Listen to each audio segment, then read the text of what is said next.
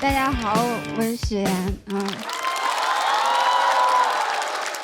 我们家有一个小孩，就只有一个小孩。我跟我老公都是独生子女啊，我们是有独生子女光荣证的人。就是我们要这个孩子的时候吧，当时就以为独生子女这个事儿必须得传承下去，所以当时要完这个孩子，直接就给他也办了一个独生子女光荣证，然后做了一个节育手术，带了一个小环儿，跟大家解释一下是节育，不是绝育，不是小猫小狗那个就是全切了嘛，他那没了我这个还保留了我的花花肠子好像这个世界上就是很神圣的事儿，一般来说都用一个小环代替。你看你结婚的时候戴个钻戒是吧？就是一生只能爱一个人。然后你戴上这个小环之后呢，就是一生只能生一个人。但是戴之前我确实是非常害怕，因为你不知道他是怎么操作的嘛。但是戴完之后，明显感觉自己有点不一样了。当时我从那个手术室往外走的时候，我突然发现我不再需要为这个事儿负责任了，好像突然拥有了一些男生的权利。你甚至可以用这个东西反制他。将来有一天他问我，他说怎么怀孕了呢？我也可以跟他说，我说不能啊，不能是我的呀，我带了。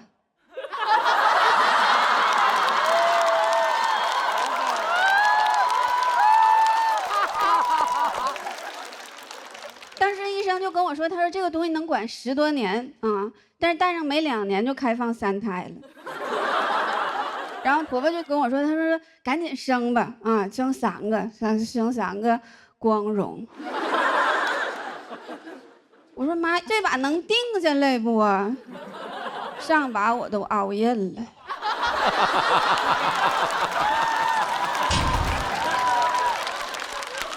但是我也不是没心动过，因为之前有的政策确实是挺好。去年有一个银行推出了一个优惠，叫生育贷款。不知道你们听过没有？它啥意思呢？就是凡是生2个或者是3个孩子的家庭，它可以给你提供一些这个生活上的贷款。真的，我当时看见这个新闻的时候，我说这个银行是骗小孩呢吧？是骗小孩呢，还是骗小孩呢？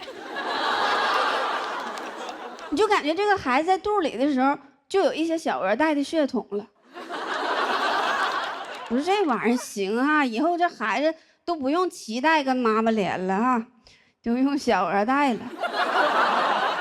完了，将来你要是还不上这个钱了，银行就能把孩子带走。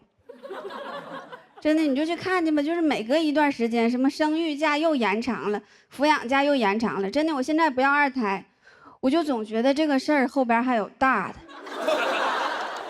我怕我要早了，要赔了。但是我婆婆就特别着急，她就跟我说，她说你赶紧要吧，那个孩子多了好，孩子多了吧，热闹。我说妈，以前也不知道你喜欢热闹啊，喜欢热闹的话，我要俩，是不？你也别闲着，你也要俩，要我再给你第2套方案，是吧？我有个朋友，他3个孩子是3个不同的爸爸。哎，那生活想想就得老热闹了。你看3个爸爸，能带来6个爷爷奶奶，加上他爸他妈，正好8个老人，2桌麻将，完这仨小孩斗地主。我喜欢热闹，给人家整的跟那个棋牌社似的，是吧？这家多热闹！天天回家一推开门，咱这棋牌社的名就叫老人与孩。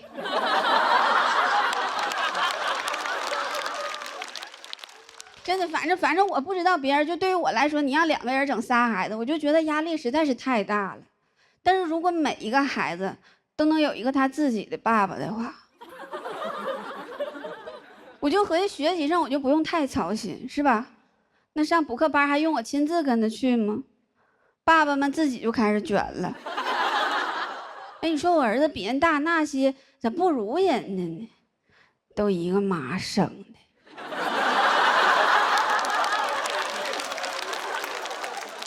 爹不行。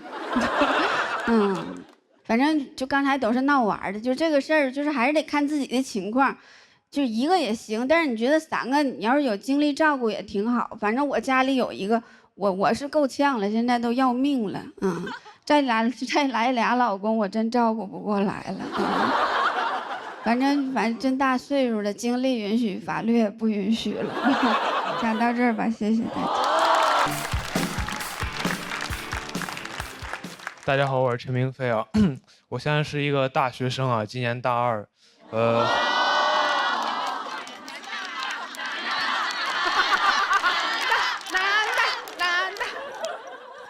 现在心情怎么说呢？就是马上有期末考试了。我念的是中文系啊，我发现有时候我很难跟人解释说我们这个专业它究竟在学什么。就有一次我印象很深刻，我坐火车上学嘛，路上很无聊，有一个阿姨就说：“小伙子，你大学学什么的呀？”我说：“阿姨，我学中文的。”阿姨说：“那你学的挺快呀。”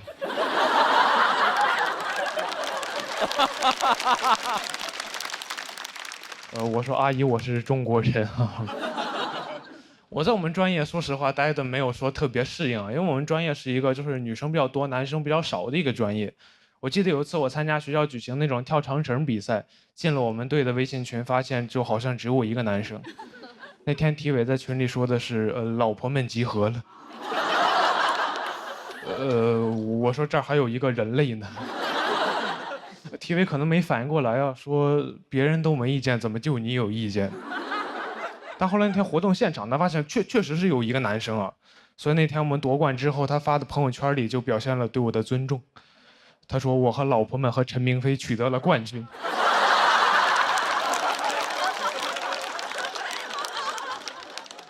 感觉我像他们养的一条狗。我念中文系就是想学习写作，写一点真正好的一点作品。但上了大学之后，老师跟我说，一个作家想写出那种真正好的作品，应该要先过30、40年苦日子。我说这是不是有点太久了？你说我万一好不容易熬了20多年苦日子，然后突然死了，那我这辈子不全是苦日子吗？就你不要跟我提什么卧薪尝胆的勾践，我知道这个听着很励志，但我觉得他励志就是因为勾践当年成功。他要是尝了3年胆被夫差灭国，那他在历史上就是一个沉迷尝胆。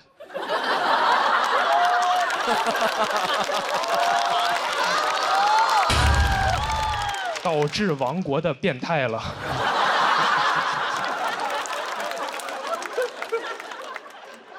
不过我还是一个比较实际的人啊，我也焦虑过，说我真正能写出好作品之前怎么赚钱养活自己。我甚至考虑过转专业，但我后来转念一想，自己在老家有一群爱看霸道总裁爱上我的朋友，我心想这群傻帽的钱哥们还是能挣的。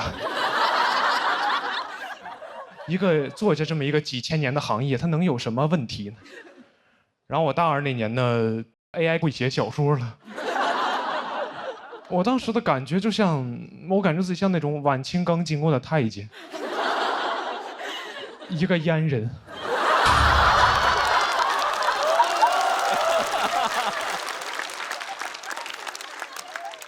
就是我准备工作刚做完，发现行业消失了。我当时感觉自己被时代所欺骗了，因为我印象很深刻，我报志愿那会儿，全网都在告诉我，文艺就是人类面对 AI 的最后一道防线。我说怎么2年就被打爆了？你 AI 用的不是 C 语言吗？怎么先把汉语言取代了？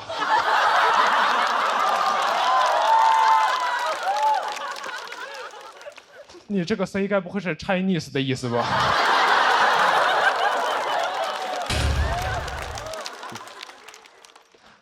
我很痛苦啊！我去问做 AI 的朋友，我说你跟我说实话就行，我们做这种行业会不会被 AI 取代掉？我朋友跟我说以后说不好，但现在不会，因为 AI 刚开始学写作，它短期内比不上你。我说这怎么可能安慰到我？我也刚开始学写作呀。我跟 AI 同时开始，你猜我俩谁学得快一点？该不会是我吧？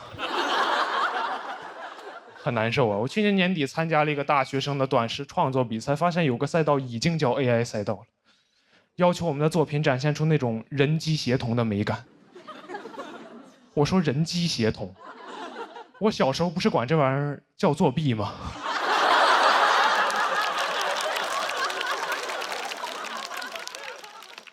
我记得我小学那会儿看着有同学考试那会儿拿手机搜题，人机协同，轻轻松松拿高分。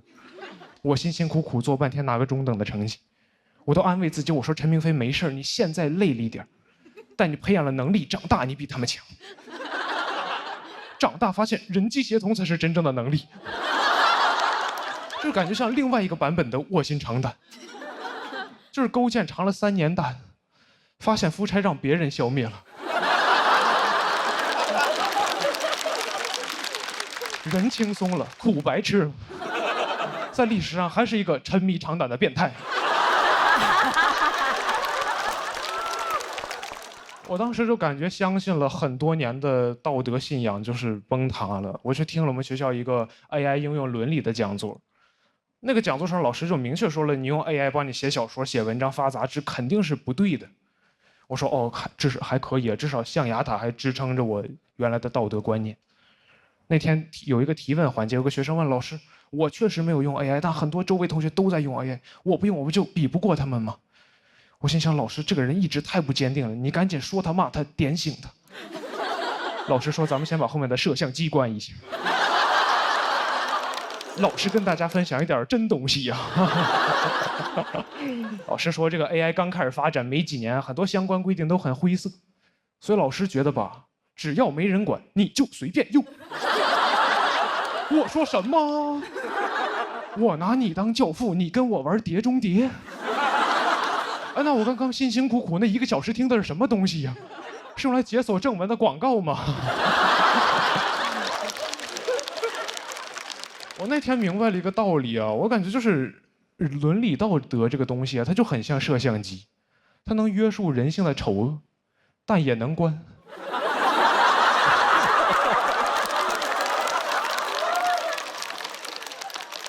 我现在感觉自己就是，我明白 AI 是好东西，我知道它是时代在进步，科技在发展，历史的车轮滚滚向前，但我不在车上。我感觉我像那种电车难题里被捆在铁轨上的那个胖子，就只不过时代的电车不会遇到难题，就可能有列车员通过监控看到说列车长前面好像有点人，咱要不要停下来等等他？列车长说就那么几个人，你把摄像机关上不就好了吗？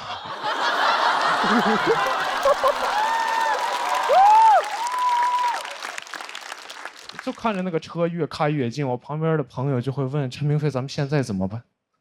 我说：“我自横刀向天笑，去留肝胆两昆仑。”他说：“那我先上车了。”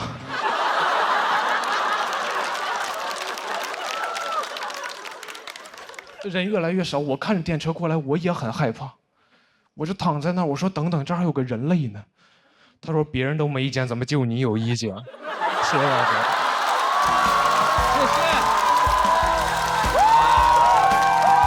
谢谢陈明飞，非常精彩的表演。喜欢他的朋友千万不要忘记为他投票。3、2、1，请锁票。掌声再次送给陈明飞。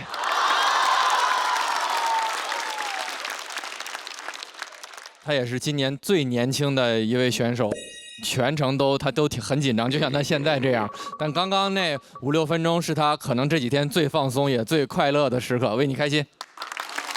他让你觉得很胆怯，所以以至于你觉得他弱到就是根本就不用点你，就没想到是这么的飘逸我感觉是很潇洒的。如果这是一场比武，那么每个人的武器可能不一样，招数不同。我觉得他就像是蜻蜓点水的那种会轻功的人，就是非常的潇洒。我觉得他刚才的表演那个出神入化。陈明飞，你为什么不取一个艺名？因为我不觉得我的作品让我丢人，所以。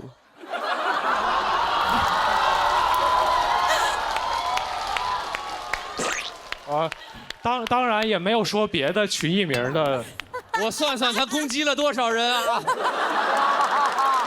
咱们都太丢人了，太冒犯了。没有。陈云飞是哪个学校？复旦大学的。我们现在这个脱口秀行业可以啊，清华、北大、复旦、同济，我觉得文本非常好，整个文本结构到整个前后呼应，所有的段子还有这个抖的包袱，我觉得都非常非常好。感谢。我想补充一点，陈明飞，就是等这个节目播出啊，也就是你下个学期的时候，你可能就会变成一个校园明星。所以我跟导演说不要问我的学校，但是刚刚问我问了。没事，我一般也去图书馆呀，或者都告诉粉丝我在哪儿了。去同济的图书馆吧。哎，我还真的是在同济的社团，对，因为同济社团氛围很好。那你们俩认识吗？他是我们2代还是3代老社长，很厉害的。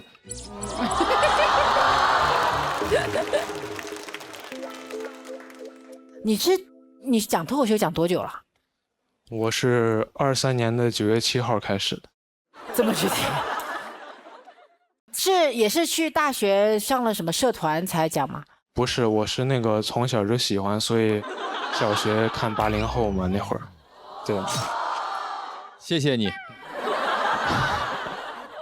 有一种去年刚看到于翔宇的那种劲儿哈，就是觉得于翔宇老了，昨日黄花呀。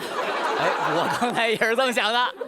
现在好多观众觉得于翔宇跟80后是同一时期的这个节目。我们之前一直看着这陈明飞在坐在这儿，因为他特显小，我一直以为他是一高中生的。然后他往上一坐，然后也特老实不说话，然后走道的时候也是，就是眼直直的，也不看身边，就是他只有从 A 点到 B 点，反正就是什么跟着。对，然后刚才还特可爱，就是他本来就要挑战77嘛，他已经站起来了，然后你说等倒计时，然后他又坐下了，然后一会儿倒计时又站起来了。继续要挑战的朋友，请在倒计时结束前起立。倒计时最后5秒钟。我跟那个庞博老师，我们都参加过《最强大脑》的录制。我说咱们这季这个喜单特别像《最强大脑》，因为有这么多来自高校的青年人们啊，事实证明这个能考上好学校，他干什么他都厉害，是不是？而且人家学的就是好，真是。对呀，对呀，对呀。完了，再一个这个没有啊，成绩一般，其实，因为你就谦虚。那也是在复旦，成绩一般呀。是。今天来的好几位。然后听到他们说，哎，你是从什么时候开始做的？像他说我是就这几年，然后是大学生，然后说，哎，你怎么这么快你就说的这么好啊？因为我从小就喜欢听脱口秀，因为在我很小的时候，我们那会儿都说我是从小喜欢听相声。来，咱把这摄像机先关一下啊，咱把这个。对，我怎么感觉我也好像赶上末班车了呢？没有，我觉得特别好。其实我觉得倒是没必要把各个这个关于喜剧的行业分得那么清。大家在一起，我们都在这个市场里，我们都用自己的能力在这里拼命的活着。只有大家越来越好，我们能游的这个距离才能越来越远。是啊，特别感谢你们这些年轻人，谢谢你们。明飞虽然还是学生，但他讲的这个事情击中我们当下的每一个人。AI 啊，创作这个所谓的危机啊，或者是会不会取代人类，这其实是咱们每个人都会讨论的问题。我是这么想的，就是我觉得脱口秀现在机器写不了，是因为脱口秀的行业存在时间不够长，它的样本不够大，所以还来不及总结出里面的创作规律。如果有一天他总结出来了，我就会去寻找下一个新兴的创作行业。他是不是 AI？ 他该不会他就是 AI 吧？咱们请付航帮忙翻译一下吧啊。他的意思就是说 AI 很厉害。好嘞，明白了。但我们总会创造出新的东西，然后程序。谁能把他电源拔了呀？怎么回事？这个你脚拎着是不是插销？是不是？太上老君急急如律令，而言你给我从陈明飞身体里出来，这是。开玩笑，开玩笑，开玩笑，别紧张，真的别紧张。我觉得至少此刻，我们这个舞台这些麦克风还是在咱们人类手里面的。你现在站的这个位置，确实就是七七的客厅，所以咱这手也不用一直贴着裤缝，真的，真的，没事没事，想怎么舒服怎么来。如果你贴着是最舒服的，就这么着，没事没事。谢谢陈明飞，确实，哎呀，让我们看到不一样的演出，拿到了气氛组的3票。那我们也把七七再次请回他的客厅。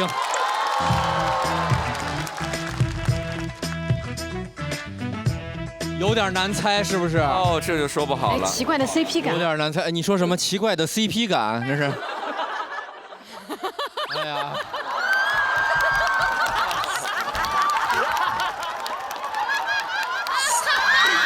太棒了，太棒了，太棒了！烧谁？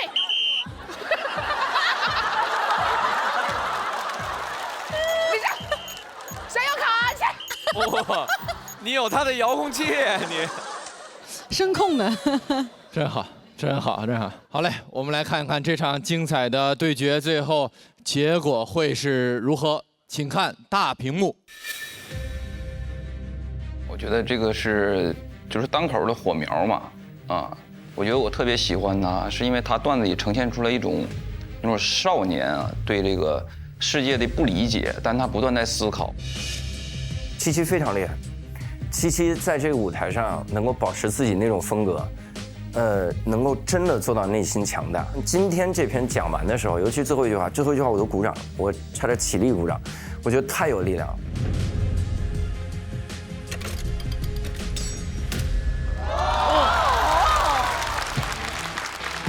哇，恭喜陈明飞！同时，掌声也给七七，好吗？两位都非常的精彩，很棒，很棒，很棒。七七177票，这个数字跟你真是也很有缘分啊。当然了，我的你要是叫99，说不定咱就赢了。有道理，明天就改。要暂时前往待定区，有什么要和大家交代的？好，加油，加油！没事，淘汰不了。哎呀，这个分数稳得很，稳得很，后面再见吧。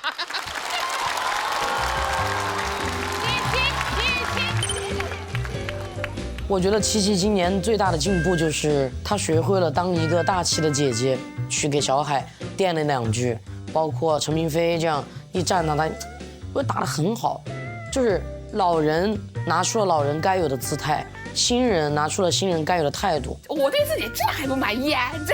这个太满意了，这个。我其实真挺满意的，我其实能预想到我今年是可以来享受这个舞台的，我有预设，但是我没有想到我能这么享受。起飞姐，别拍，我们七七老师不拍照。哎，等等，这是 vivo S30吗？对啊，是的，有 vivo Live 我都不用装，自信更快乐，拿捏，来吧，快看看拍的怎么样？哇，真的不错哎！快乐你就 vivo Live， 80里半。哎，七七老师，方便告诉大家您的体重吗？请随便看。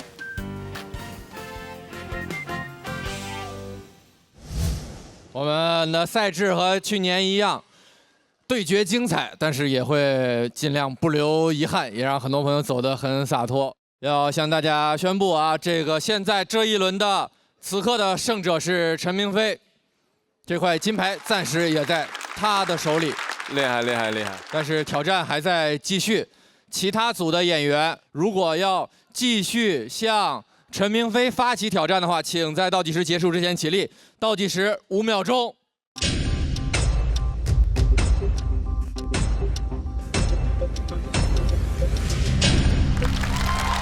无人挑战，陈明飞直接晋级。我们看一下他的最终票数，请看大屏幕。180票，恭喜陈明飞。就我想再说一下，就为什么选择七七老师，就是我在看的第一场单立人的拼盘里面是有七七老师，然后当时我坐在第一排，就是笑的一直拍大腿，然后我这次前6我也是就没想，就是滑第一遍就选了七七老师，因为我是一个一上台其实没有什么动作的人，然后七七老师我觉得在语调啊、呈现啊都是国内我感觉最好的几个。所以说，就是其实本来没想过能赢，就想认识一下，然后学习学习。磕到了，磕到了，一起飞天啊！好嘞，恭喜你成功晋级，请前往晋级区，并且领取你的复活金牌。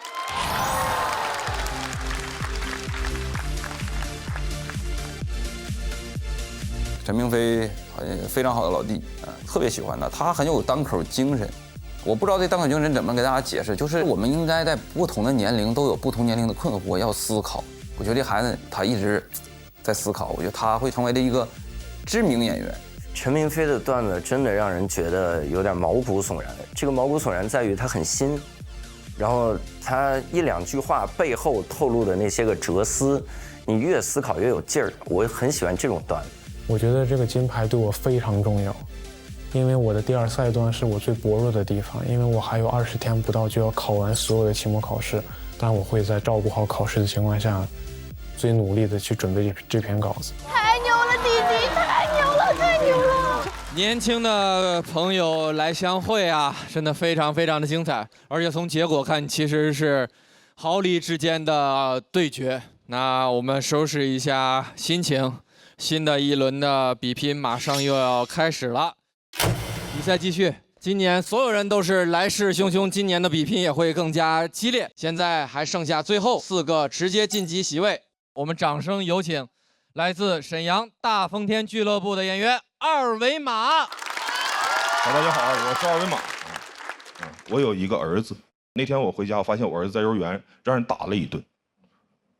这是很多男人不能接受的事情，但是我可以接受，因为我觉得我儿子嘛。他毕竟不是我本人，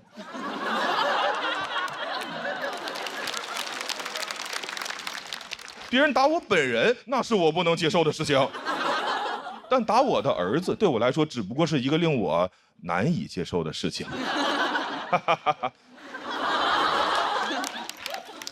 我花费了一些时间接受了下来。我说那明天我送你去幼儿园吧，他说明天不用上幼儿园了。这是我不能接受的事情，这是我人生的底线。我作为一个5岁孩子的父亲，我对他唯一的要求就是给我尽可能多的去上幼儿园。现在幼儿园太膨胀了，没事就给你打电话，来个电话说冯先生，您儿子在我们幼儿园有点流鼻涕了。我说那回家就不流了呀啊！我儿子是对你们幼儿园过敏了吗？我儿子，哎，我想不通啊，幼儿园为什么会觉得我就急需一个流鼻涕的孩子呢？他回家对我有什么帮助啊？我要是能选择，我会让我儿子把他一辈子的鼻涕都给我留在幼儿园。晚上回家的时候，还给我一个鼻腔干燥的儿子。最好是永远也流不出鼻涕。这也能上地狱笑话秀。就是我其实是拍在他整个一个这种风格上面，我觉得他这个风格好古怪，很大胆。谢谢二维码，掌声欢迎贾德玉。大家好，我是贾德玉，我现在在读博。我们有一门课教人工智能，在这个课上，老师用人工智能布置作业，学生用人工智能写作业。老师知道之后，又开发了一个新的人工智能，检查学生的作业是不是人工智能代写的。那这个过程中，人类发挥了什么作用？人类卷死了2个人工智能，人工智能都懵了。你们人类究竟为什么这么卷啊？他们硅基生物哪懂我们碳基生物啊？我们碳基生物 DNA 就是卷的。双螺旋结构。谢谢小贾，谢谢前面所有朋友的表演。恳请各位接下来这位演员要说什么，我们都仔细听、认真听，好不好？因为他呀，本身平时就是一位怎么说呢，有点社恐的朋友，但同时也是一位实打实的东北狠人儿。掌声有请史岩。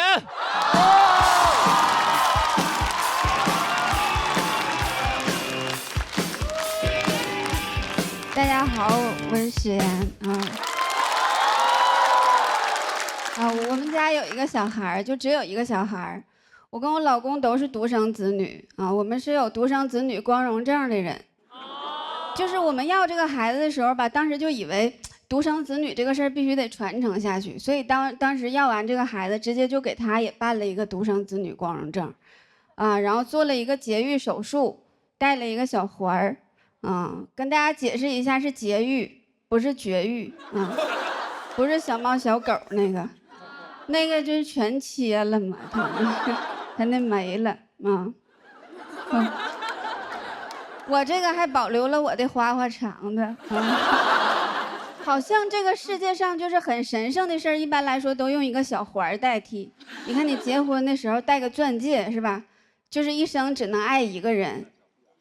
然后你戴上这个小环之后呢，就是一生只能生一个人。但是戴之前我确实是非常害怕，因为你不知道它是怎么操作的嘛。但是戴完之后，明显感觉自己有点不一样了。当时我从那个手术室往外走的时候，我突然发现我不再需要为这个事儿负责任了，好像突然拥有了一些男生的权利。你甚至可以用这个东西反制他。将来有一天他问我，他说怎么怀孕了呢？我也可以跟他说，我说不能啊，不能是我的呀，我带了。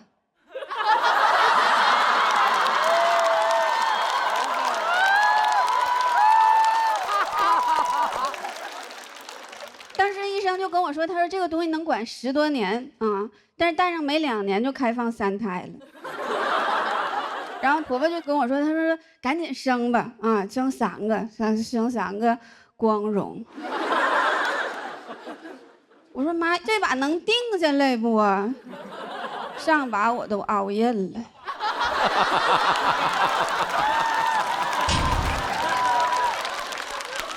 但是我也不是没心动过，因为之前有的政策确实是挺好。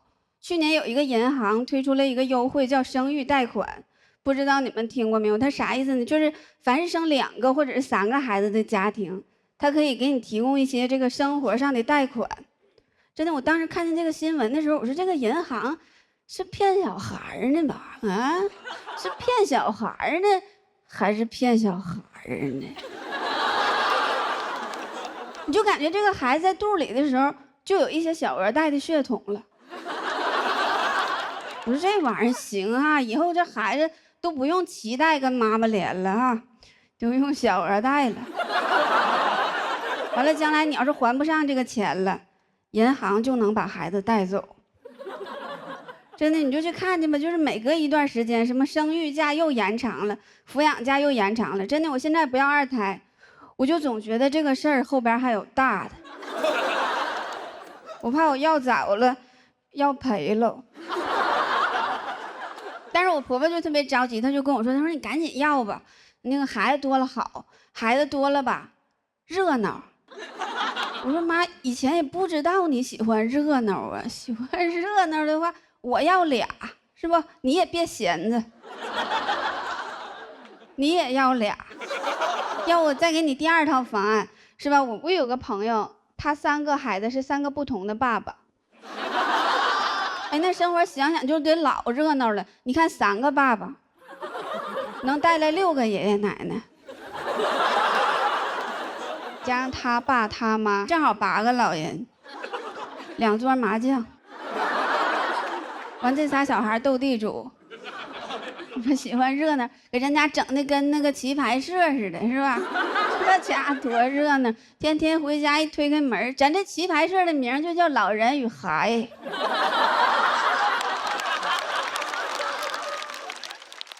真的，反正我不知道别人，就对于我来说，你让2个人整仨孩子，我就觉得压力实在是太大了。但是如果每一个孩子都能有一个他自己的爸爸的话，我就合计学习上我就不用太操心，是吧？那上补课班还用我亲自跟着去吗？爸爸们自己就开始卷了。哎，你说我儿子比人大那些，咋不如人家呢？都一个妈生的。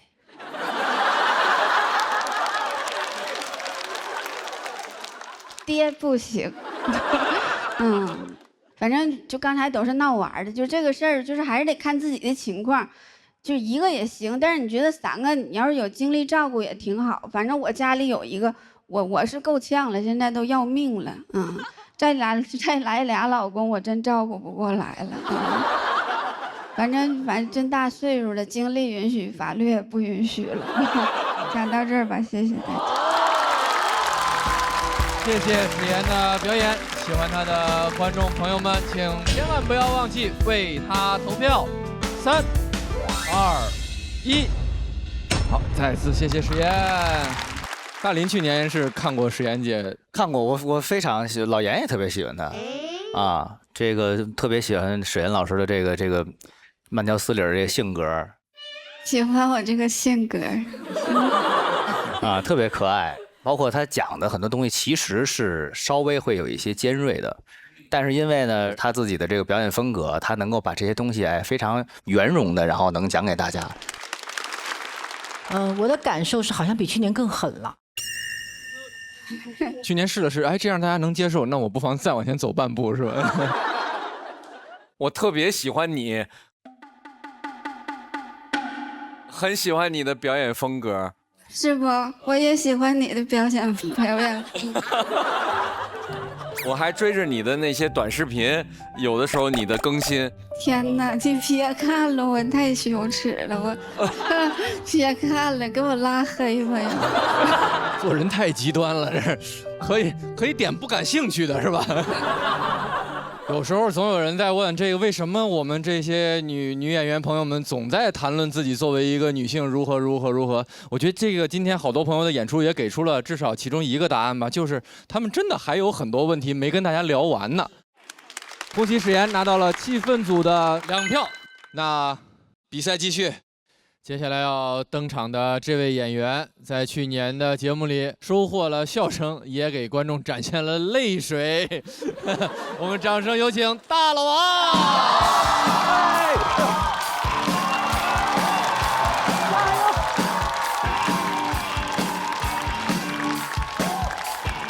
大家好，我是大老王。哎，大家好。发现这个线上线下还是不太一样的。这个线下演砸一场演出，你只要卸载小某书2天，你的人生就重新开始了。线上也太长尾了，总有那种看得特别慢的朋友。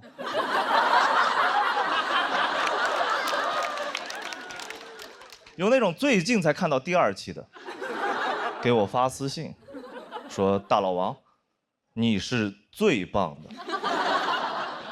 我说不是，付航是最棒的，我是第32棒啊。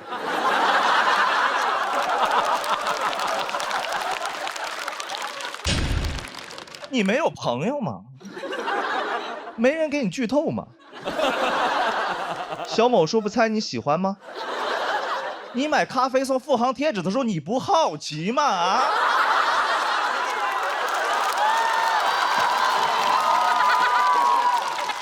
啊？为什么不送大老王的贴纸呢？还有追着骂的，你知道吗？追着骂的说你太尬了，找个班上吧。什么逻辑，家人们？什么逻辑啊？脱口秀讲不好，工作就能干得好？你是不是对工作要求有点太低了？我工作能力更差呢，我干不了那个，才干的这个呀。我上班一些最基本的东西其实都干不好，早高峰都干不明白，早高峰有点太累了。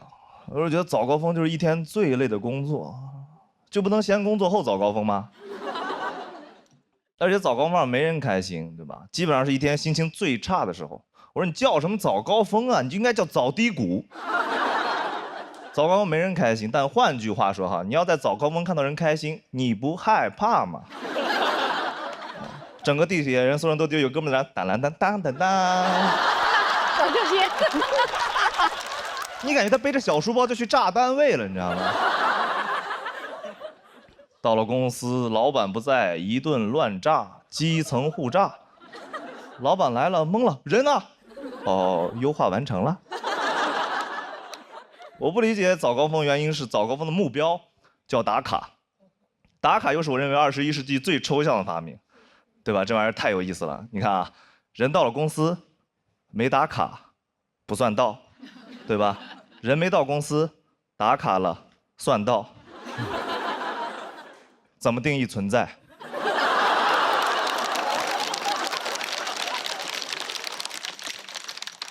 证明打卡就变成了一天最重要的事情。人就是活几个瞬间。我以前老板还跟我说过那种公司福利，说公司以后不打卡了。不打卡就更神奇了，不打卡你就不知道什么时候下班，不下班就没法定义什么叫加班，太妙了，忙了一天跟没来一样。我说，哎呦，老板你可真好，为了给我们取消加班，把下班取消了。我其实最不理解的原来公司福利就是公司那种打车福利。我们原来公司7点下班，但是9点打车报销。附近所有公司都是9点打车报销，大家都卡点下班打车，然后就会出现一个盛况：如果你8点59打车的话，自己花钱，司机秒接单；如果你9点打车的话，就排队1小时，但是免费。这就是我每天忙了一天以后要遇到那种最具体的问题，到底是省25块钱还是省3个小时？这是我每天遇到的最具体的快车难题。就这种情况，还有人说公司福利好。我有个朋友在字节上班，天天给我炫耀字节，天天挂嘴边字节。他主要炫耀他们公司有个福利，就是房补，就是租房补贴，住在公司30分钟以内，1个月给1500，很好。但我觉得没必要天天挂嘴边，我公司有房补。我说这玩意儿是挺好，但这玩意儿有这么厉害吗？你知道以前长工住地主家都免费吗？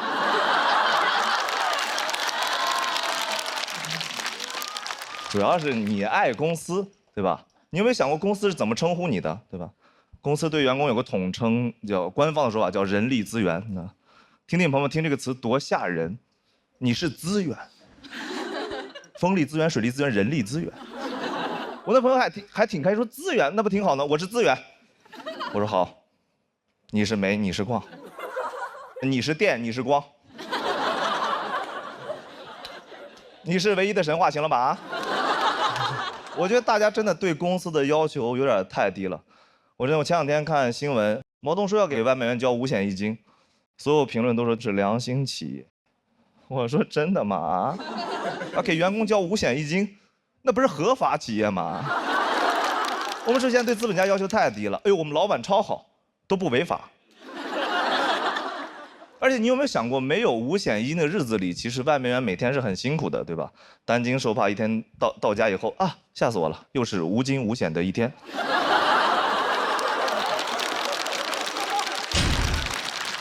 朋友们，我聊这些是因为我不上班，你能理解吧？我站着说话不腰疼，好吧？别听进去的，明天上班就疯了啊！大家不要上。别整好吧，不要！我能说这些是因为我从那里面出来了，我可以说这些。我在公司的话，能晚到半小时，我是一定会晚到半小时的，我是一定的。如果能有1500的房补，我是必须到手的。这就是我的英雄主义。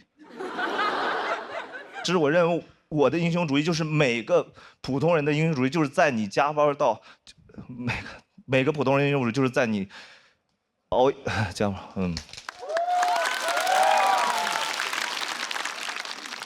就是在你熬夜加班到晚上9点以后，依然选择等公司打车下班。谢谢大家。谢谢大老王的表演。喜欢他刚刚这段表演的朋友，千万不要忘记为他投票。投票倒计时，3、2、1，再次感谢大老王。咋的了？这最后这是怎么了？这是哽咽了还是？我这个段子挺想讲的，挺长时间的。然后我讲的过程中，我又很怕后面说的太狠了，很多朋友听进去以后会明天辞职。因为我不想让你们辞职，因为我知道每个人都有自己的选择，都不容易。我能说这些，是因为我在这儿讲着脱口秀，我有能挣钱的方式，我才能敢想那些问题。明白了，脱口秀演员老是这样，害怕观众没跟着自己走，又怕大家真听进去了。对，我真的怕听进去。刚刚大鹏导演在那个表演中也提到，你们有一段去年的偶遇。是，我觉得那个时刻对我来说非常重要，因为那个是淘汰播出第2天。大鹏老师很帅的，然后远处盯着我就，我说您好，他说您是大老王吗？我说我是，看过你的演出。我说您好，那个节目上还会讲几轮呀？我说淘汰了。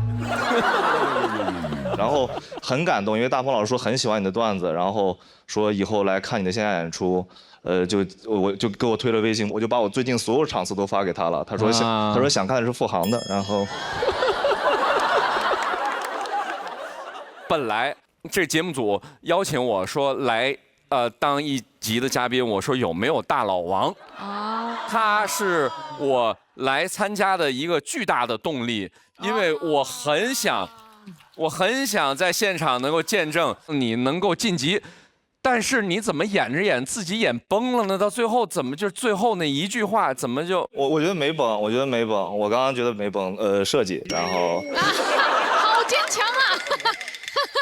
陆姐，我是不是嘴硬了？现在是，陆姐，我变厉害了我。大老王回宫。热搜男人就是嘴硬。刚刚我在后台遇到大老王，那确实是很紧张啊。就是他整个人，他那么高嘛，我那么一小只，我在那我说你没事吧？他整个人已经就是没事。对，我以为你是情绪上来了，其实那个。我也以为是。对，我以为你是情绪上来了，因为那句话很动人，所以我以为。我一直以为你是要哭。我争取不哭嘛，不是。我觉得有时候你不卡那一下，观众反而不会听得那么认真啊。都是最好的安排。神来之笔。大老王获得了气氛组的3票。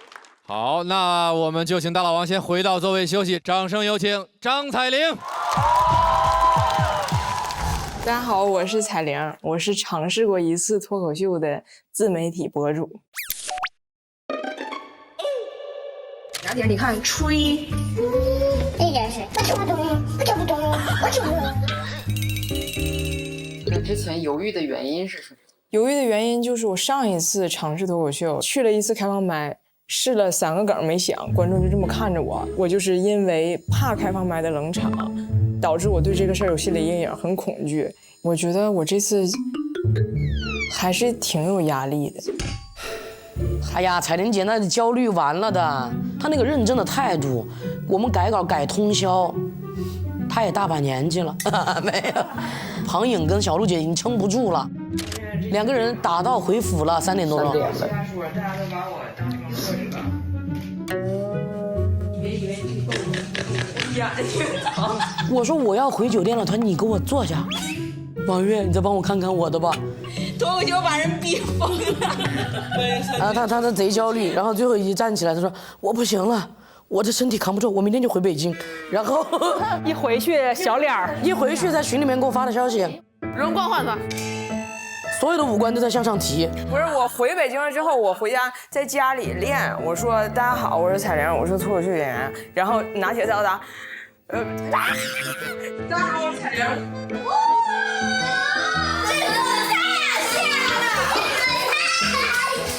小鹿看着那个视频哭了，就是他就是那一个，什么叫做自己培养观众？你逃避这个舞台都逃避好几年了，终于又回来了，加油，彩玲！你要面对的只是你自己，加油！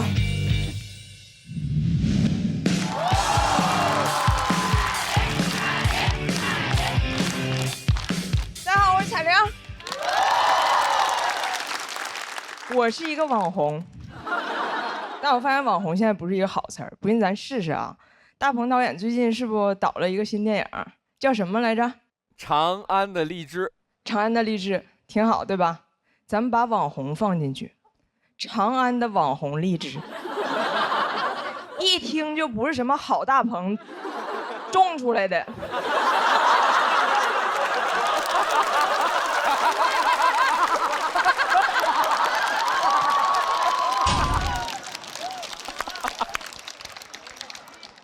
但是我就是一个网红，所以每次我参加活动，主持人介绍我的时候，就会非常煞费苦心。张彩玲，大胖媳妇儿的媳妇儿，互联网超高人气女老铁。我心想，这还不如网红呢。还有一次更夸张，主持人说：“欢迎张彩玲，跨国家庭幽默短剧创始人。”我老公听完吓一跳：“谁撞死人了？”我说我撞死你汉语老师了，因为网红不好听，现在很多人管我们叫博主。博主就是你发的博，你是他的主人，你的职业叫博主。如果这么定义职场，那财务叫财主，全职带娃叫妈祖，东北公务员都叫关东煮。作为短视频博主，收获了非常多的点赞，所以现在很多人问我，彩玲短视频到底有没有流量密码？我今天说句掏心窝子的话啊，你别想那些歪门邪道，你就踏踏实实沉下心来，嫁个精神病。我妈第一次刷我视频，看还有这么多赞，非常不理解，她说咱国家年轻人是不是精神压力大呀？怎么专挑着精神病当网红呢？我说有的国家精神压力更大，还选精神病当总统呢。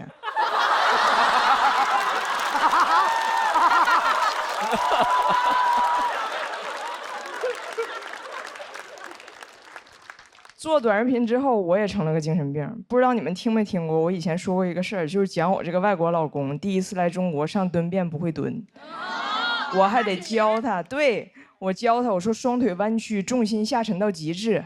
他一个努力跪下了，然后怕弄脏，把衣服一件件都脱了挂门上了。看着他这厕所上的一丝不挂啊，这要搁以前我早发火了，现在我想早发早火了。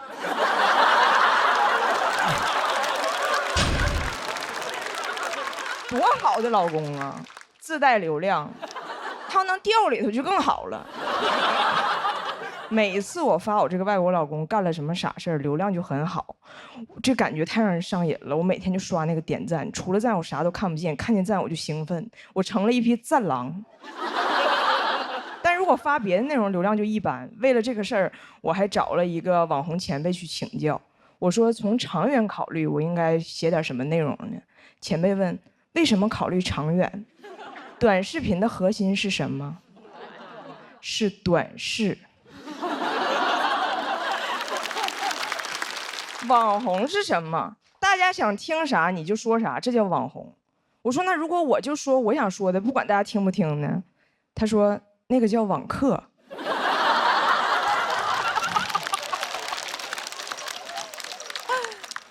前辈说网红的优点就是流量大，号说火就火；网红的缺点是寿命短，号说封就封。哎，听完他那番话，每次我听到那个卫生巾广告，我都感觉非常恐惧。不管流量多大，都能瞬间消失。我流量最好的一条视频是讲我的儿子，他叫张拿铁，啊，他作为一个混血宝宝，居然不会说英语，还被双语幼儿园给拒收了。这个视频让我涨了很多新粉儿。我正乐呢，前不久张拿铁突然开始说英语了，塌房了。祸不单行，茅房传喜讯，我老公会蹲了。听着儿子英语发音准确无误，看着老公在厕所蹲得稳如泰山，我心想这日子没法过了。哎，你们这么正常，我发啥呀？是你们自我成长的时候吗？你说一个好好的外国小孩，怎么还说上外国话了呢？我这个号起号就是靠老天爷赐我精神病，现在流量来了，精神病怎么还擅自痊愈了呢？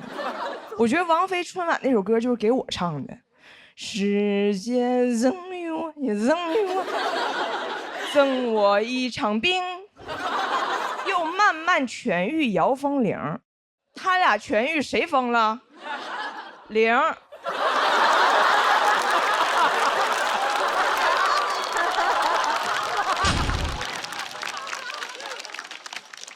我都没敢跟家里老人说我是网红，我爷是听邻居说的，问我啥叫网红啊？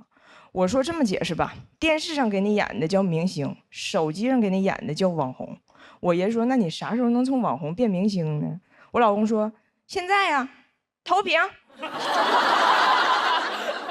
哎呀，每个网红都想被人记住，也都想向家里人证明自己是可以被人记住的。所以第二天我爷去沈阳看病，我就非要跟着。我说爷，一会儿上火车你就能看到，网红跟明星一样，有很多人认识我，非常的风光。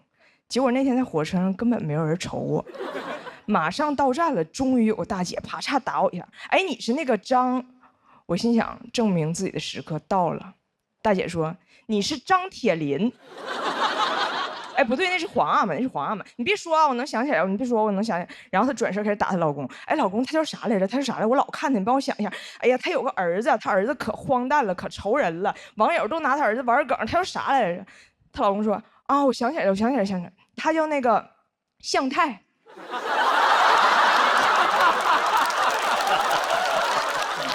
我是彩玲，谢谢大家。谢谢彩玲的表演，喜欢她表演的朋友千万不要忘记为她投票。投票倒计时，3、2、1，再次谢谢彩玲。好几年没讲脱口秀了，上次还是4年前，这次是什么契机？就是家里人都正常了，所以必须自己。上一次参加脱口秀大会比赛的头一天，我去上开放麦，我去了之后有2、3个梗没响，然后我就觉得太尴尬了，我就然后我就跑了，然后袅袅在底下说啊，有枪击案吗？但是我看着像去年小鹿啊，还有很多女性演员讲了很多议题，也是我很想讲的。我觉得我也想尝试以后讲讲这几年我的观察呀，我的成长啊。我就想试，但是一直没有这个勇气去克服。直到前2天啊，我们家里人玩游戏，然后就是谁你抽着谁你就演谁。你比如你抽着向佐，你就演，然后然后对拿铁抽到了爸爸，然后就是在那吃。我女儿抽到的是妈妈，然后她抓了一个东西，啦啦啦啦啦，然后她又转过来扮演观众说哈哈太好笑了，然后。就是那一刻，我决定给导演发微信，我说我决定尝试一下。我相信很多朋友都看到彩玲很多的短视频，我觉得她一直在创作方面保持一个超级快、超级高的水准。但是她就是因为之前那次冷场的经历，她就觉得人类无法忍受这样的尴尬。然后他就不敢再上台，但是我就一直跟他说，我说你的这种就喜剧创作能力就是很强，超强，但你要鼓起勇气再上去一次，你就知道你是非常可以做这件事情的。谢谢。我觉得您今天选题其实挺成功的，因为本身，作为您现在这个知名度呢，大家看到您上这节目，其实是很好奇您关于您自己怎么看待自己身份的这么一个议题的。所以说今天这个其实是一个特别好拉近和大家距离的这么一个机会，非常好。我觉得这是一个过渡，就是我让大家努力，让大家这些年更多的观众喜欢上我的家人，但是我这短视频。因为它是一个非常需要密集出笑点的东西，所以我好像慢慢把自己给写没了。所以我先这样跟大家打个招呼，希望再找自己想说的话。祝您成功。我还是看到彩玲很多变化的。我今天觉得你的气非常沉，是能够控住整个现场跟稳住的。然后我猜想你应该这2年有一些人生的变化跟思考上的一些成长，就很多。脱口秀演员，尤其是女演员，他们在抓住这个契机，在表达那些大家需要的声音，所以我觉得你也可以去做这件事情，也大胆的去做这个事情，也很期待你后面的表现。谢谢。我们全家都是张拿铁的粉丝，特别喜欢那小孩儿，是吧？那脱口秀看过吗？之前？还有一次有幸还拍过。哎呀，那这么说，上一次我说脱口秀是在大鹏导演的电影里，是。他让我去演个脱口秀演员，演得非常炸，1秒钟都没留。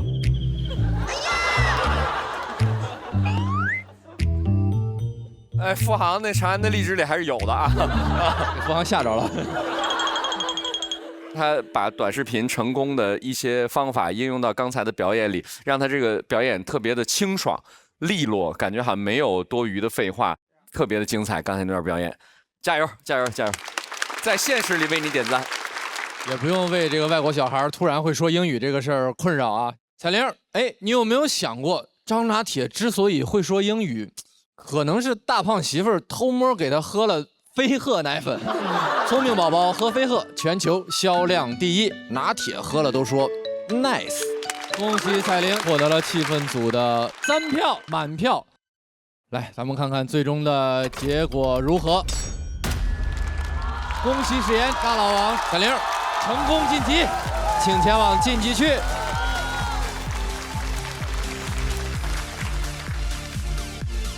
我觉得彩玲姐发挥的挺好的，我也希望彩玲姐不要那么的怀疑自己内容。她在上场前还在找我试她的梗，非常稳定的发挥。我非常喜欢就是彩玲的内容，她的喜剧能力也非常充分的去支撑这个话题。我也很期待彩玲接下来去给我们说出更多她自己那些非常凶猛的想法。彩玲啊，其实你根本就不叫彩玲，你的本名叫张潇曼，潇洒的潇，浪漫的漫。现在是一个挺好的时候去想想，脱离彩玲一家人，张潇曼本人是不是也有点自己想说的东西？你在舞台上，你面对的就是你自己和你手里的这个麦，没有什么是值得害怕的。永远先做自己想做的事儿。我特别感谢这几天小鹿、王悦、嘻哈你们一直给我鼓励。我去开放麦练的时候，笑声很小的时候，你们都说那是因为我耳聋。绝对好笑，绝对行。就是非常好，我觉得女演员之间的这种你天然的会为另一位女性考虑，所以在这种情况下，大家会更容易温暖对方。我觉得有些规则就是应该出来改变，不合时宜就应该改变。像唐姐刚刚说的，我们不仅可以自己走出困境，我们可以帮更多人再次走出困境。她上台第1句话我就觉得太稳，真的，你就应该被更多的人看见，真的。其实我个人是非常喜欢小海的文本的，希望大家尽情的享受它的魅力，好不好？在我们录制的现场，我觉得是女性脱口秀演员的大本营。就第一，它不光体现在数量，它还体现在大家说的内容。在大家说的内容当中，都是一个非常那种反传统的那种视角。王悦，绝经和退休不会一块来。哇，这么多厉害的女生，去年还在讨论上桌，我觉得今年就是掀桌，她们其实贡献了很多就是新的，在这个舞台上新的话题，我觉得真的厉害。我今年看到的是一种巨大的女性的群像，而且我看到的是这些女演员之间的互相支持，互相承托。谢谢你说出了我想说的话，互相肯定。互相给予对方能量，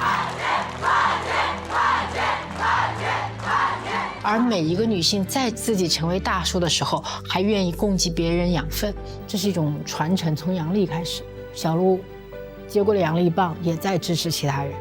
我觉得这是女性特别可贵的地方。我是特别希望，就是像屏幕面前正在看节目的那些女孩子，她们也能看到如此多样化的，就是女性演员在台上。我希望她们可以就是种下一颗种子，就知道自己未来是可以活成各种样子。被看见、被记得，这对我来说很重要。你就是看一次就记得的人。谢谢。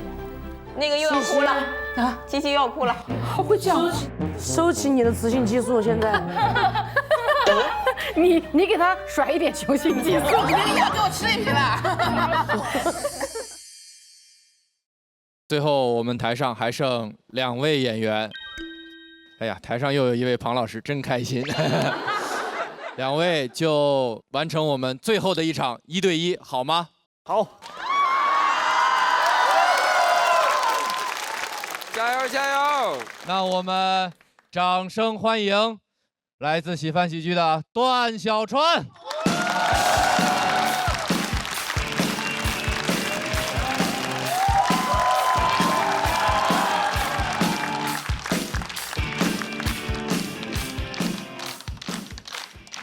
大家好，我叫段小川。谢谢大家，谢谢大家。简单自我介绍一下，我是一个北京人啊，但我其实不是那种地道的京爷。对，因为我父母是山西人嘛，但是我很喜欢假装自己是那种地道的京爷，所以每次别人说我听起来不像北京人的时候，我都会跟他说：“嘿，要不您再仔细听听呢？”所以一直以来，我不太确定自己到底算是一个新北京人，还其实是一个真山西人啊。那天就跟朋友聊，他就跟我说：“小川，你是更喜欢吃北京菜，还是更喜欢吃山西菜？你更喜欢吃哪儿的菜，你就可以更理直气壮地说你是哪里人的。”我说：“我都不喜欢吃，我从小呢就只喜欢吃鸡翅。”他说：“那你是个新奥尔良人呐。”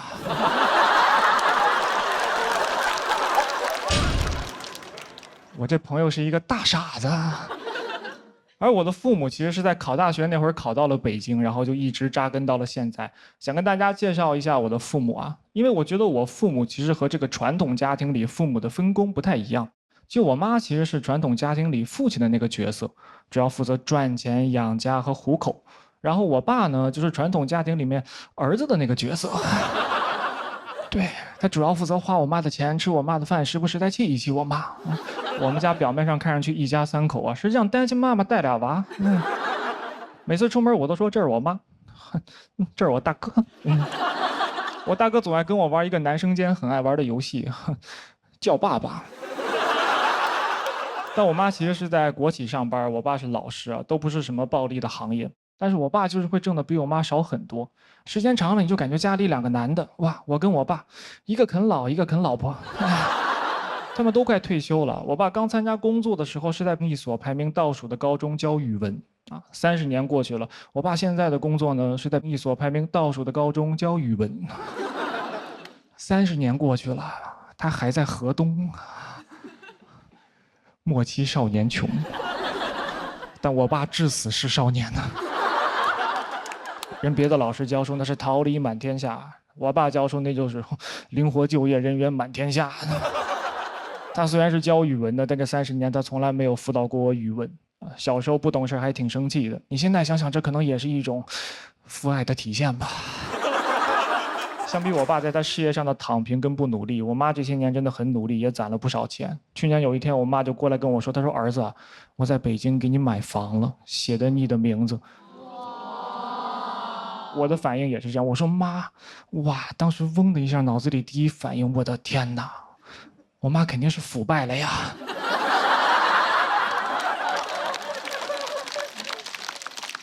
你在国企上班，哪来的钱在北京买房呢？啊，咱们国家现在反腐反这么严，怪不得写我名字呢。我说，要不还是写我大哥名字吧？我的人生才刚刚开始。我很担心这个房子的来历，我就旁敲侧击地问我妈，我说：“妈，咱家那房子他买的干净吗？”我妈说：“说啥呢，儿子？我这个找大师算过了，那片地特别干净啊。”我说：“妈，我问的不是家里面的风水，我问的是家里的流水呢。”然后我妈跟我解释，她其实是在2010年那会儿，管银行贷了100多万买了一套房子，前几年涨到700多给卖掉了，才买了这个新房子。我听完以后也大为震惊，我说：“妈，哇，你当年眼光这么好，怎么看上我爸的呢？”那我妈说：“嗨，投资嘛，都有看走眼的时候呢。”所以我很感谢我妈。大家常说父爱如山嘛，但我真的觉得在很多家庭里面，母亲才是那座真正的高山。我真的很感谢我妈，让我在北京拥有了一个可以遮风避雨的地方。我现在甚至心态都发生了一些变化，你们知道吗？我之前一直觉得我可能就只是一个出生在北京的普通孩子哈，现在有了房之后，我觉得我就是一普通的我们北京孩子呀。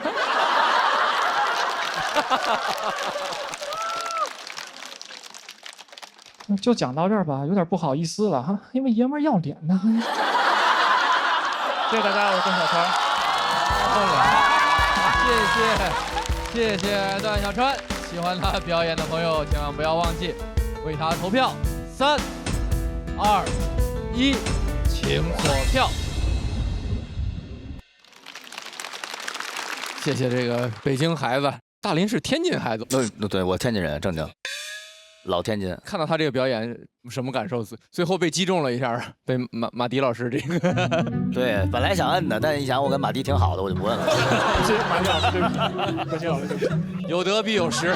没有，挺好的，而且想的就挺俏皮的，挺活泼的，把一家子这个形象都放在这儿了。然后因为是这样，我从小生在天津，然后我12来到北京上学，然后往后工作生活都在北京，学北京话学的更多。结果搞的吧，北京人觉得我是天津人，老觉得我有天津味儿。我回天津，他们老说你这北京话说的够好的。只能说我们京津冀都一体化了嘛，我们一家人，特别好，特别感谢。我觉得整体还是蛮完整的。这次看起来，我觉得我们个人风格强的演员非常非常多，就是好像那种会更容易留下一些印象。明白，主要可能也是第一次上来，然后没耍开啊，对，可能那个状态跟平时就演的不太一样。其实我在那个平常私底下上演反而会更内向一些，更内向，对，是会更内向一些啊。那话都不说了，我们北京孩子是这样的，不是。就是可能在这个来到节目现场，然后可能这个能量感染到了我，然后我也就发生了一些变化，然后就呈现出了这个状态吧。对，但是我觉得演下来还挺开心的吧。对，就这样。最后这个位置演出确实是不容易的，也赢得了我们气氛组的1票，请小川先稍事休息。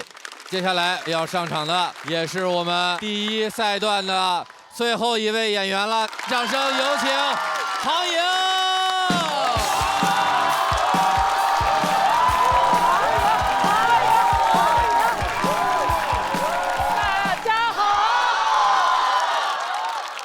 后面的朋友们，大家好。我是庞颖啊，我是一个辩手。我一个辩手为什么要来蹭脱口秀呢？因为奇葩说停办了。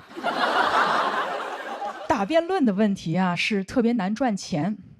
我给你们举个例子，你们就明白了。我前一段时间参加了一个辩论赛，我的立场是：爱美对于女性来说是一种不自由。我站在舞台上振臂高呼，与其反思自己，不如指责结构。场下掌声雷动，就像现在一样。然后我就接不到美妆广告了。所以今天我借着脱口秀的舞台问一句：我现在爱美还来得及吗？而且我觉得吧，辩论的商业模式有问题。你看人家脱口秀多红火，又有线下的演出，又有这个进大剧场。我觉得辩论应该跟脱口秀多学习。所以呢，我就去问我的朋友，我说：哎，下班之后要不要跟我去大剧场看辩论呀？然后我朋友就跟我说：你看我像苏格拉底吗？我上了1天班了，什么正方对反方对，在我心里只有甲方对。就我辩论有了一点名气之后呢，我爸的那些狐朋狗友就开始在他耳边说3道4。我要是有闺女啊，我才不让她去打辩论，咄咄逼人，抛头露面，会嫁不出去。我说那好办啊，我娶一个进来不就得了吗？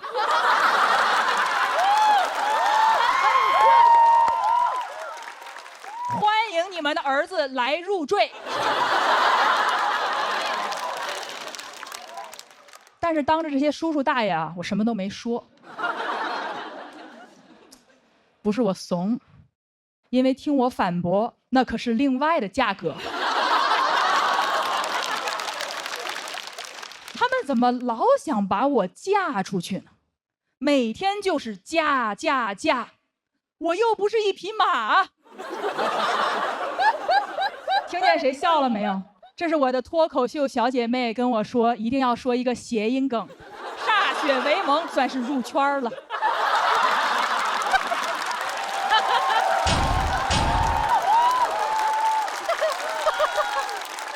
干得好！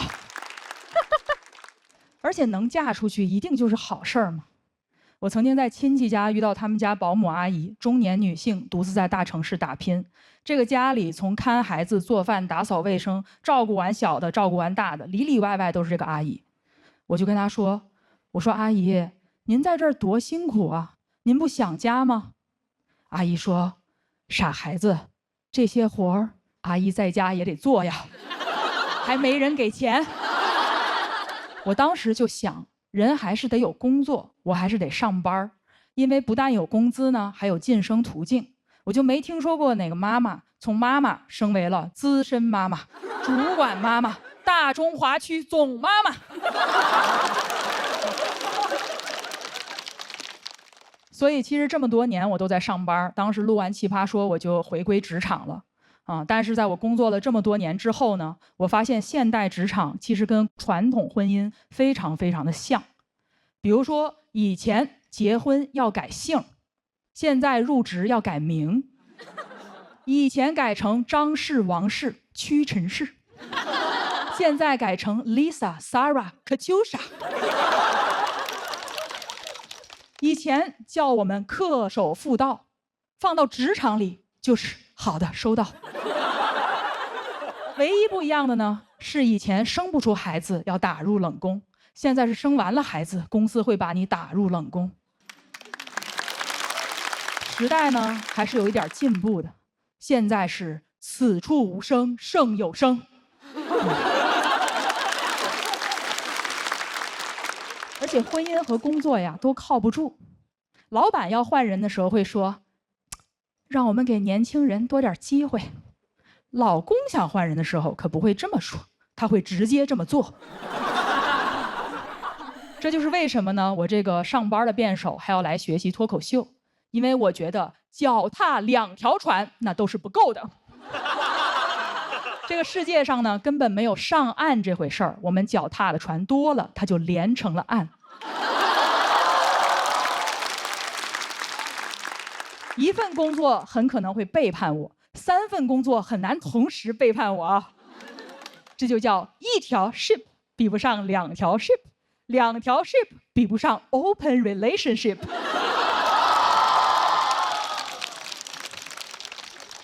女人不能总围着老公和工作转，因为那叫公转。我现在专注自转。我想吃饭啊，现在我都不上桌，我就端个碗自转。我看到哪个桌上有饭呢，我就转到哪桌去吃。我今天吃到了脱口秀这碗饭，我觉得很好吃，希望大家多多支持我，让我多吃几口。谢谢大家。谢谢庞颖，喜欢庞颖刚刚这段表演的朋友，千万不要忘记为他投票。倒计时，3、2、1，请锁票。谢谢阿庞。谢谢阿庞。没有想到在脱口秀舞台上还有这样的对话。转换的时候有不舒适的地方吗？非常多。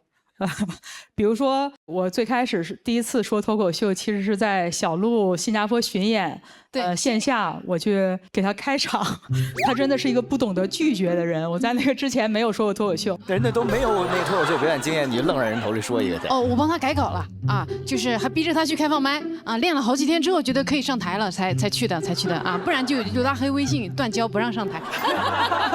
他确实是学习的速度非常的快，不愧是耶鲁的学霸哦，真的是神速，学得超级快，而且他心态好，就是我们脱口秀演员经常在开放麦一个梗失误了就破碎。那天阿庞加了一个新的梗，我们在他演完之后，我们都有点忧心忡忡，想说这个梗怎么办，怎么改？然后他嚼着牛肉干进来，炸了呀！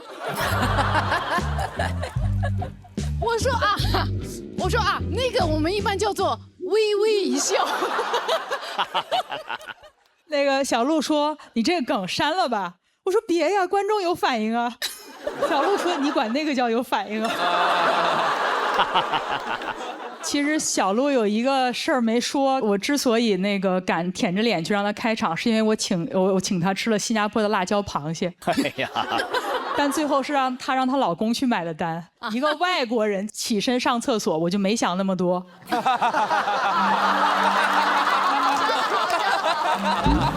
就太好了。我觉得庞宇今天是很大的进步的，你把自己的很多那个东西强行卸下，然后你再让自己柔软，再让自己融合，再让自己逗笑大家。但我觉得就跟他们讲相声的要来讲脱口秀一样，可能还是有一些底层的操作系统是不一样的，所以可能还需要多点时间转化啊。但我觉得你今天已经是非常非常自在了，非常自如了，已经。慢慢来，咱们慢慢来啊！哎。上台前反复的多问几遍七七，我是不是香香软软小面包？我的感受是，我就一直在点头，我就觉得你说的有道理，就是一直在被你说服。金句特别多，总体来讲感觉是好的，甚至你可以把这些金句摘出来分成3次去说，可能这3次都会很成功的。很认可你刚才的表演，还能再进步。谢谢。您以后就做传销型脱口秀。说到这个，大林，你觉得这个越接近是不是越难？可能做这个细微的切换？这个我们传统行业往这儿一站，可能就是大家会不自觉的会认为他就即将要说一些什么什么，所以我觉得去年老严还真怪不容易的。所以我觉得庞老师这个，我觉得这个人家这个首秀非常成功。是的，又是最后演这个位置也是不容易的啊！对呀，那年老严也是最后一个才出场的啊，最后也获得了一些个小成绩。是的，这欺负外人是我们喜丹的另一个优良传统，偷偷的把他们放在最后演出。开玩笑。我自己尝试了之后，发现真的很难，就是转变。但是我还好有这么多，我觉得几乎全中国最优秀的编剧、最优秀的脱口秀演员们都对我有了非常大的帮助。就是每一天，然后我去开放麦，然后完了之后就现场有人陪着我跟我说，然后小鹿去巡演了，然后他晚上演完了之后，他就会看我那天的视频，然后就给我打字打那个反馈。他们有时候甚至还给我发语音，给我示范，所以真的非常感谢这个大家。你很厉害，是你很厉害。互相帮忙。这个确实，大家也给了你很好的反馈。我看，庞颖拿到了7分组的3票，那我们把小川也请回舞台中央。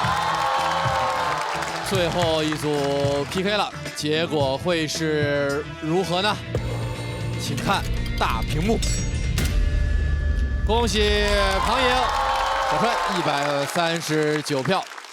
根据这个规则，小川也要暂时前往待定区。最后还有什么想和大家说的吗？其实没什么想说的，然后就想跟嘻哈老师说呀，记得把富贵带回就行，毕竟他还得养孩子，我住大房子。谢谢大家。谢谢小川，有机会还是会回来的。请大屏幕也为我们看一看庞颖最终的分数。160票，恭喜庞颖成功晋级，请前往晋级区。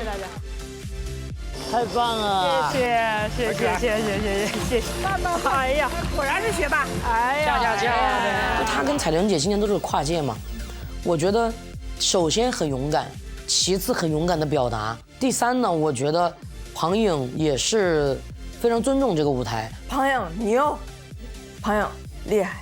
我看到他那个内心的强大，我才真明白，就是为什么有那么多，尤其是女性观众那么热爱他，因为他是跟嘻哈不一样的风格的，但能持续给你能量的人。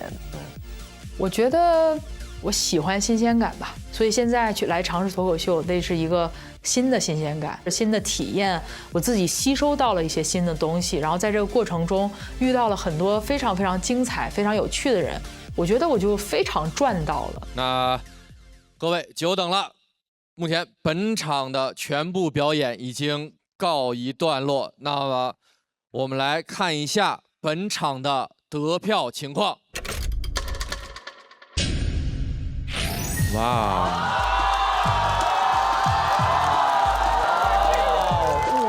谢老板。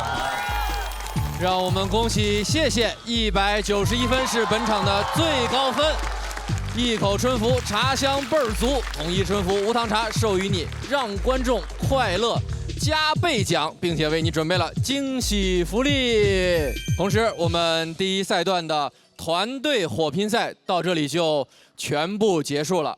根据之前所说的，这一赛段一共有36个晋级名额，除了现在坐在我们右手边这些直接晋级的朋友之外，我相信待定区那边也有一些朋友一直在焦急的等待。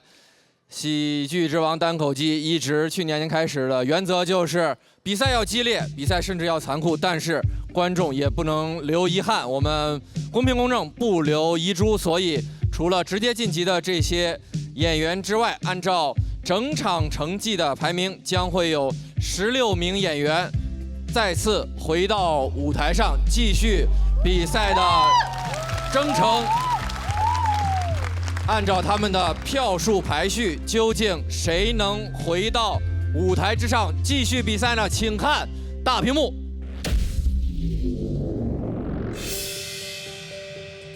面临淘汰这个问题就变得非常的具体，我们就在那盘算我们组是不是真的有人要走了。我能理解祥子担心，因为我们想拿个这块金牌去救小海。我比较在乎的是我们能不能多保住一个选手留在我们身边，我一直在算这个东西。它真的不是分数的问题，是我们要面对别人的离开。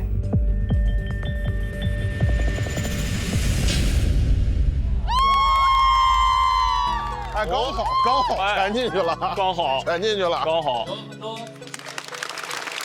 可以。哎，一波，他好像有机会啊。谁有机会？能把小海捞？有可能，小海有可能。有很多熟悉的名字，也有新鲜的名字，我相信他们的表现你们都看在眼里。恭喜各位成功晋级，期待你们更精彩的表演。由于之前在2次魔王挑战环节中，嘻哈、于翔宇的分数都超过了魔王，他们拿到了复活金牌，各自为各自的队伍都争取到了一个额外的晋级名额，所以他们队伍中分数最高的2位也会回到我们的舞台之上。让我们重新欢迎戴维、小海。孩子，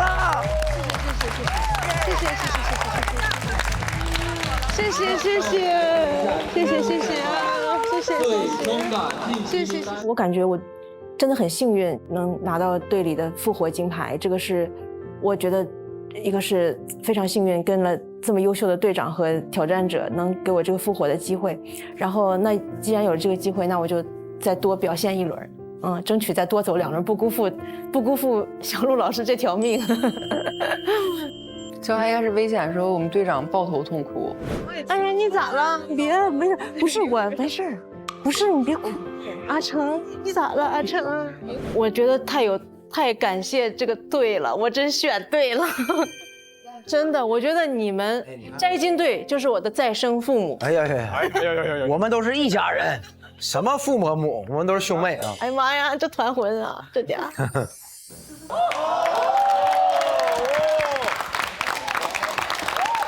哎，大起大落吗？这心情，大起大落吗？真的全靠大腿。我第一次听戴维是在节目上，我特别喜欢他那个田螺姑娘的段子，我觉得特别好。因为小时候我也不懂这个东西，我凭啥我就要做饭那种？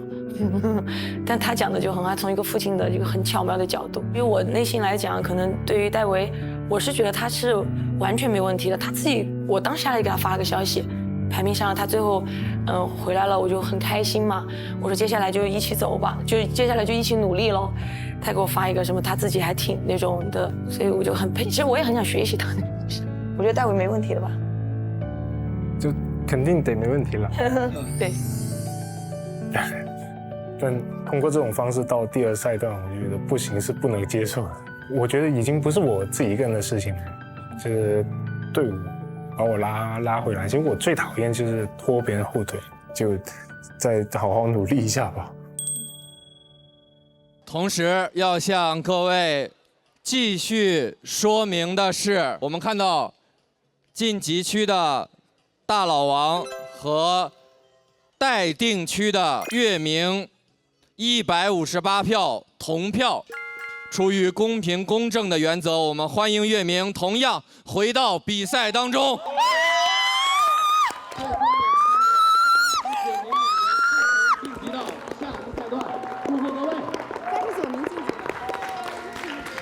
太好了，太好了！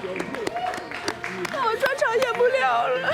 再次，我可能就是一下子就不知道咋回事了，太突然了，哪怕有人告诉我一声啊，就是我整个人就是被砸懵了。我说实话，当时我的眼泪比我的理智先到，就是我的眼泪是喷出去的，就是我就看完大榜之后，我觉得 OK， 很 OK， 就是大家晋级的也知道了，不晋级的也知道了，然后我就说就是行，然后我就还在忙着安慰别人呢，然后恭喜，就差一点，没事，你们更精彩的表演，可以回去演专场了。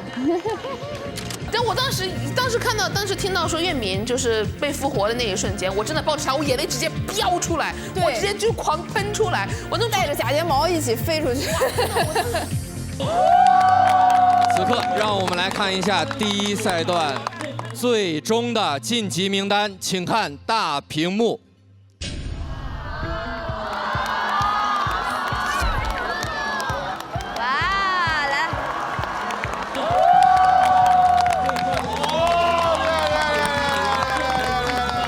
最终我们将有39名演员共同晋级到下一赛段，祝贺各位！